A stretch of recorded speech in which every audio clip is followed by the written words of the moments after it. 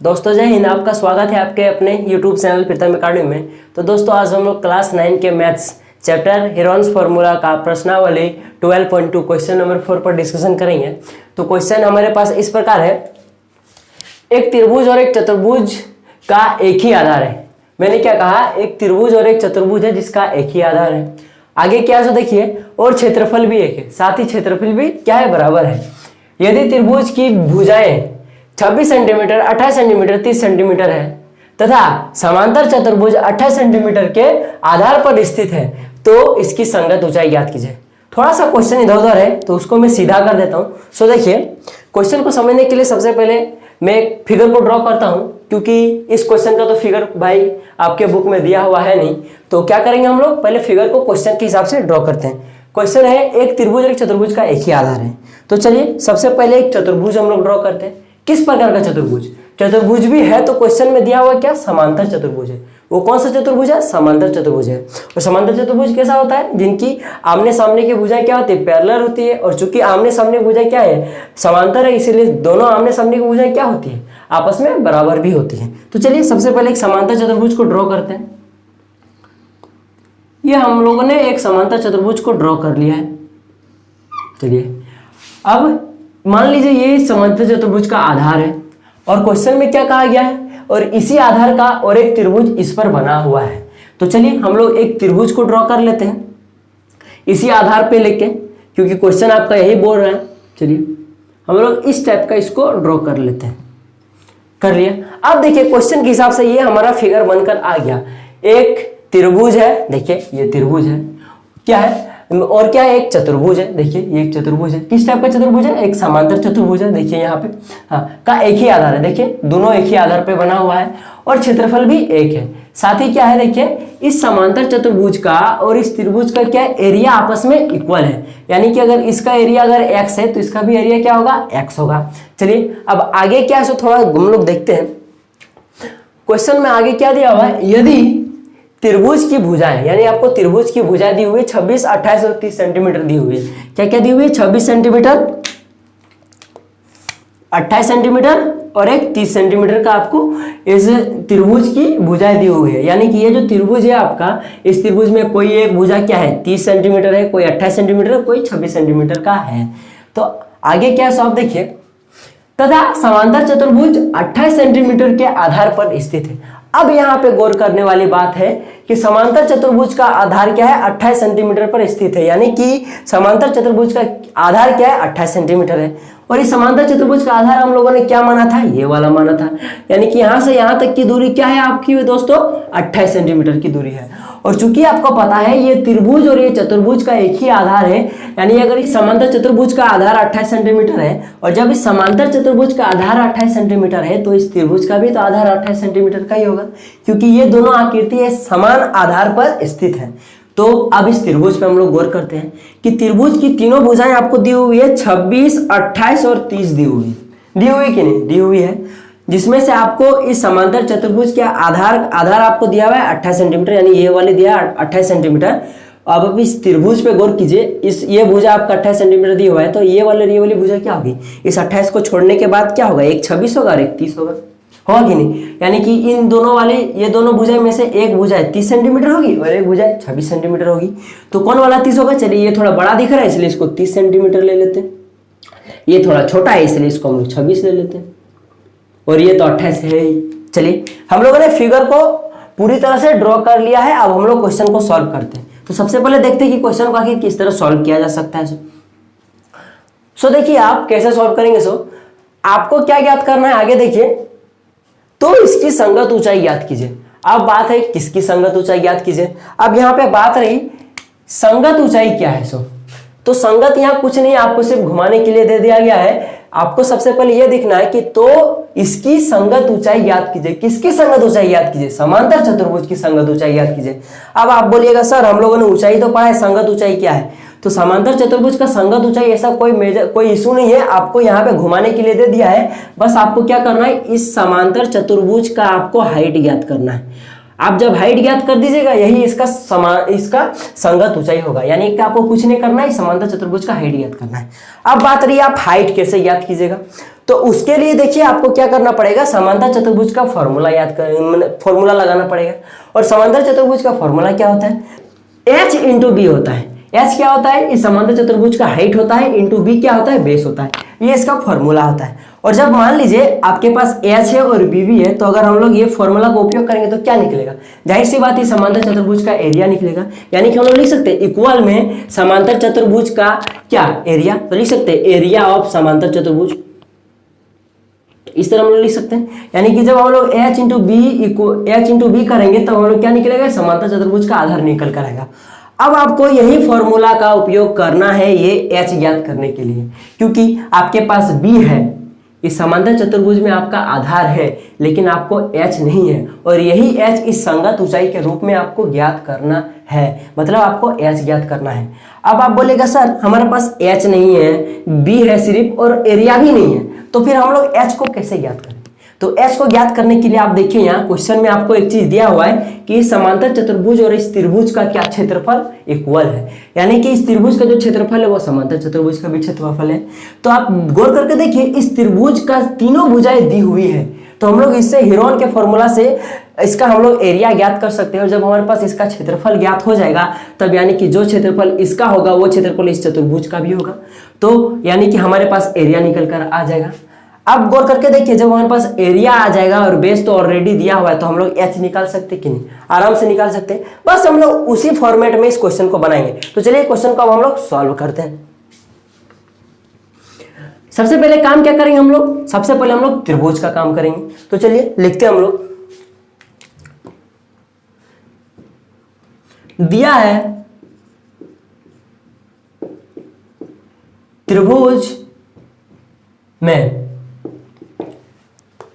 त्रिभुज में क्या दिया हुआ है, इसकी तीनों भुजाएं दी हुई है। आप तीनों भुजा में से एक भुजा को आप a मान लीजिए, इसको b मान लीजिए, इसको c मान लीजिए।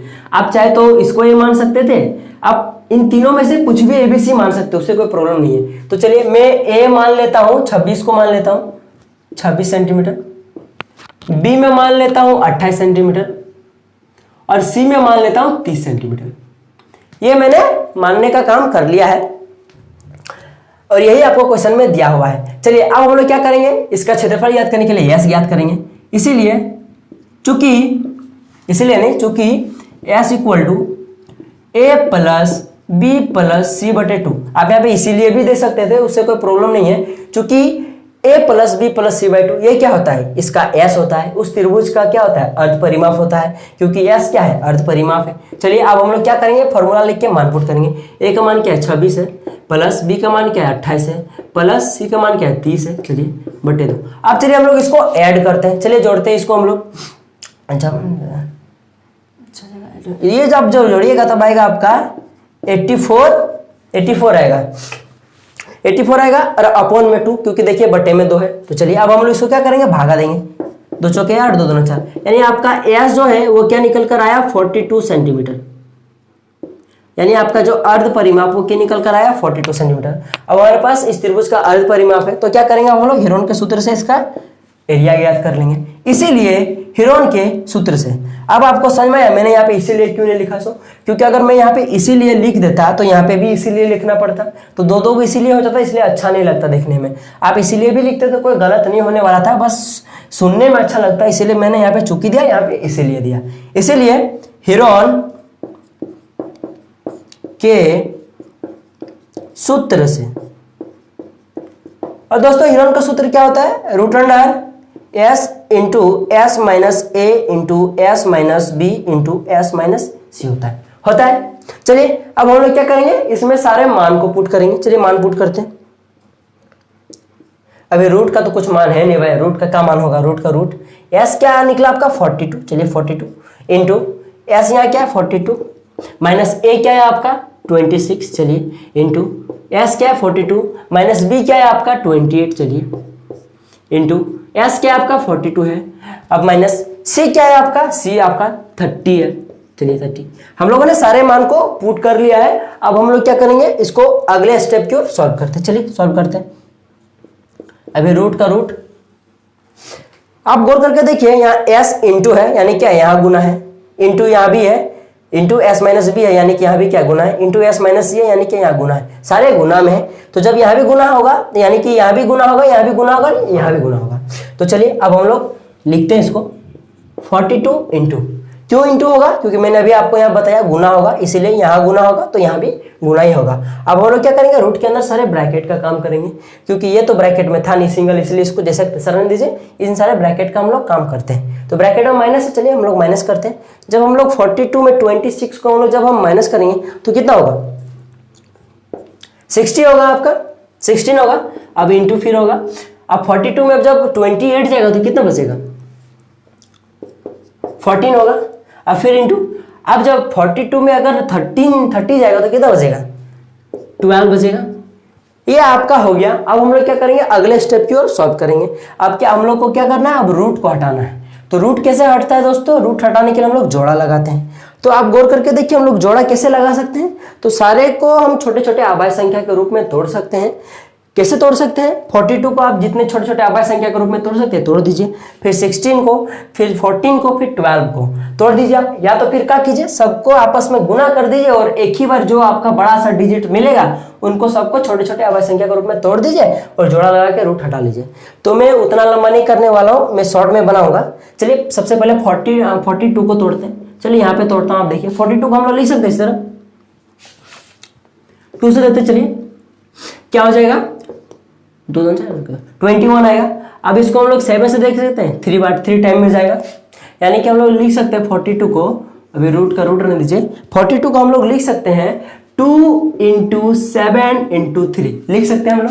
चलिए अब हम लोग 16 को तोड़ते हैं, चलिए तोड़ते हैं, 8 टाइम में जाएगा, ये 4 में जाएगा, फिर इसको 2 से दे दीजिए। चलिए यानी कि 1 2 3 4 ठो 2 जाएगा, 4 ठो 2 को आपस में गुना कीजिएगा तब आपका 16 मिल जाएगा। चलिए लिखते हैं 2 × 2 × 2 × 2। चलिए अब हम लोग 14 को तोड़ते हैं, चलिए 14 को तोड़ते हैं, 2 × 7 हम लोग लिख सकते हैं 14 को। चलिए लिखते हैं 2 × 7। अब 12 को तोड़ते, चलिए 12 को तोड़ते कितना होगा, इसको तोड़ देते हम लोग, 12 को हम लोग लिख सकते हैं 2 × 2 × 3। देखिए 2 4 2 2 4 4 4 3 12 हो गया, यानी 12 को हम लोग 2 × 2 × 3 लिख सकते हैं। चलिए हम लोगों ने क्या किया, सारे को छोटे छोटे आभाज्य संख्या के रूप में तोड़ लिया। अब क्या करेंगे, जोड़ा लगाएंगे। चलिए जोड़ा लगाते हैं, अभी रूट का रूट 2 का आपको एक जोड़ा मिल गया, यानी कि जब एक जोड़ा मिला 2 का तो रूट के बाहर आपका 1 को 2 निकल कर आ जाएगा। चलिए 1 2 निकल कर बाहर आ गया, रूट के बाहर आ गया। अब सारे गुना में, इसलिए यहाँ भी क्या गुना होगा। चलिए 7 को देखते हैं, 7, चलिए 7 का भी एक जोड़ा मिल गया, तो चलिए रूट के बाहर में 1 7 निकल कर आएगा। 3 का यहाँ 3 मिल गया, यानी 3 का भी एक जोड़ा मिल गया, चलिए 3 आ गया। इसी तरह 2 भी आ गया, यहाँ पे और एक 2 का जोड़ा आ गया, चलिए यहाँ 2 आ गया, चलिए और एक 2 आ गया। चलिए और कुछ बचा, और कुछ नहीं बचा, यानी कि सारे का काम हो गया, यानी रूट में कुछ नहीं बचा। तो क्या करेंगे हम लोग, सारे को आपस में गुना कर देंगे। चलिए गुना करते हैं, 7 2 14 34 42 2 2 4 4 8 8। चलिए अब हम इसको गुना करते हैं, और 2 16 6 हाथ में रहा 1 8 चौक 32 और 1 33, 336 आपका आएगा सेंटीमीटर स्क्वायर। इस त्रिभुज का क्षेत्रफल आएगा आपका। तो हम लोगों ने इस त्रिभुज का क्षेत्रफल लास्ट में ज्ञात कर ही लिया। अब हम लोग क्या करेंगे, जब हमारे पास एरिया है तो अब हम लोग वही फॉर्मूला यूज करेंगे।